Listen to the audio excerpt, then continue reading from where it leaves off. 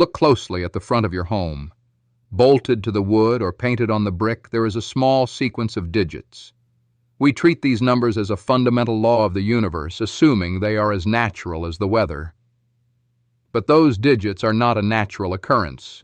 They are the artifacts of a silent revolution that completely rewired how human beings exist in the physical world. For the vast majority of human history, homes were not mathematical equations to be solved. They were stories. If you wanted to find a friend in a bustling medieval town, you did not look for a numerical coordinate. You looked for physical landmarks. You would be told to walk past the baker, turn left at the crooked oak tree, and look for the swinging sign of the House of the Red Lion. This highly organic method of navigation meant that geography was deeply personal. A neighborhood was a living network of shared knowledge. To find a specific dwelling, you had to speak to the locals. You had to know the lore of the streets. A house without a name or a painted sign was simply known by the trade of the person who lived inside, deeply tying identity to location. But this charming, chaotic system had a fatal flaw. As populations exploded and trade expanded, the old ways began to buckle. By the dawn of the 18th century, the great capitals of Europe were swelling with strangers. The winding, unnamed alleys became an impenetrable maze for anyone who had not lived there for generations. The sheer density of humanity demanded a completely new kind of order. The first serious whispers of this transformation began in 18th century Paris. The city was a sprawling, confusing labyrinth of over 500,000 souls packed into narrow streets. In the early 1500s, there had been a brief, failed attempt to number the houses on the Pont Notre Dame, a famous bridge lined with dwellings. But the systematic numbering of the city did not take firm hold until much later. When authorities finally began painting numbers on front doors, everyday citizens did not cheer for the newfound convenience. Instead, they panicked. In the minds of the people, a number was a direct threat. It was a glaring mark of surveillance. If the king knew exactly where you lived, he could find you whenever he pleased. The sudden appearance of digits on a family home felt like a curse. The citizens were entirely right to be suspicious. The political origins of this vast project had absolutely nothing to do with helping friends find each other. The true bureaucratic motives were taxation and conscription. Centralized states needed a foolproof way to extract money and young soldiers from the populace. You simply cannot draft a man into the army if you cannot locate his front door in the dark. This seemingly minor change triggered a profound psychological shift across society. Almost overnight, homes were transformed from unique, named entities into standardized, numbered units. A family dwelling was no longer a piece of local folklore. It was reduced to a data point in a vast government ledger. The state had successfully mapped the private lives of its citizens, turning the messy reality of a city into a readable spreadsheet. The concept spread across the continent with ruthless efficiency. In the Austrian Empire, the military took direct charge of the numbering project. Heavily armed soldiers marched into towns and painted numbers on houses by force, completely ignoring the protests of residents. The cold logic of the empire required every single structure to be catalogued. The house number became the ultimate symbol of state control. Yet despite the iron will of the state, these early standardized address systems were incredibly messy. The most popular initial method was known as horseshoe numbering. Planners would start at one end of a street, number the houses sequentially down the right side, cross over at the very end, and number sequentially back up the left side.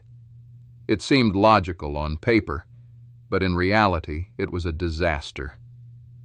Imagine the daily confusion of walking down one of these early streets. If you lived at number 2, your neighbor directly across the cobblestones might be number 89. If a new building was constructed in the middle of the block, the entire street had to be completely renumbered, or the new house was given a strange fraction. Early attempts to impose mathematical order often created a highly confusing reality. The chaotic nature of horseshoe numbering eventually forced a massive rethink in urban planning. Planners quickly realized that cities were not static lines drawn in ink. They were rapidly growing organisms.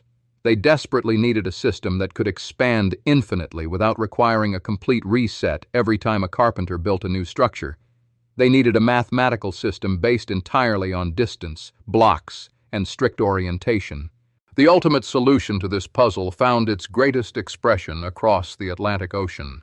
American cities, often built from scratch on open land, embraced the grid system development with religious fervor. Philadelphia pioneered the brilliant concept of assigning specific blocks to specific hundreds: the 100 block, the 200 block, the 300 block. It was a scalable idea that turned the messy sprawl of a city into a navigable coordinate plane. This new American grid was far more than just a map. It was a powerful social philosophy. It stripped away the last lingering remnants of medieval chaos. A stranger could arrive in a brand new city and instantly understand how to find their way around. The grid system democratized space, making the city entirely legible to outsiders, immigrants, and travelers. You no longer needed local lore, you only needed to count. To perfect this new vision of the future, urban planners introduced the brilliant rule of odds and evens. By placing odd numbers on one side of the street and even numbers on the other, they solved the dreaded horseshoe problem forever. A new house could be built anywhere on the block, and the numbers would simply absorb it. It was a masterpiece of invisible design that we take for granted today. But the grand transition to this modern utopia was rarely smooth. When a major city renumbers its streets to adopt the new grid, the social fabric often tears. In the late 19th and early 20th centuries, booming cities like Chicago underwent massive renumbering campaigns. Millions of people went to sleep at one address and woke up at an entirely different one. Mail was lost, and collective memory was fractured. Think about what is quietly lost when a city fundamentally changes how you live and navigate. The romantic, descriptive names of the past were paved over by stark, utilitarian digits. The legendary House of the Red Lion faded into history, permanently replaced by 412 West Main Street. We gained incredible efficiency, but we sacrificed a certain kind of local poetry. The landscape became less of a storybook and more of a filing cabinet.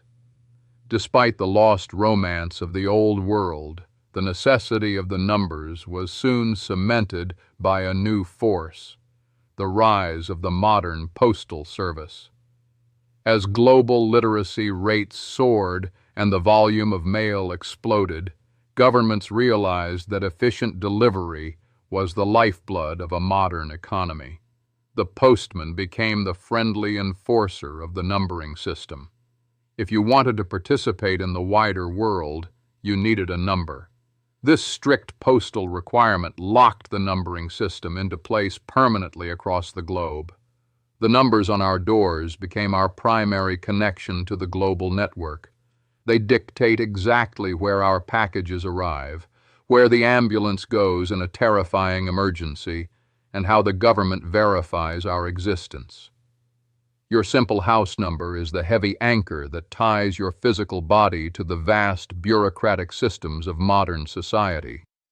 Yet, even in our hyper-connected modern era, there are pockets of the world that still live completely without standardized addresses.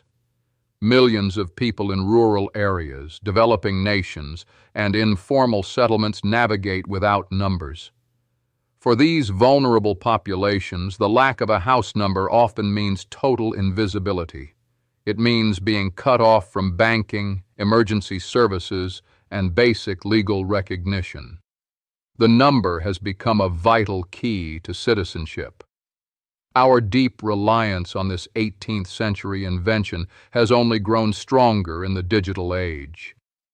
When you order a car from your phone or track a delivery on a digital map, you are interacting directly with the ghost of those early Parisian tax collectors. The advanced GPS satellites orbiting the Earth are simply beaming down precise coordinates to match the metal digits screwed into your front porch. The hidden history of house numbers is a profound testament to the human desire for ultimate order and control. We took the wild, sprawling, highly organic chaos of early human settlement and forced it into a strict, logical grid. We traded the warm intimacy of local landmarks for the immense power of global connectivity. It was a quiet revolution that fundamentally altered our relationship with property and place.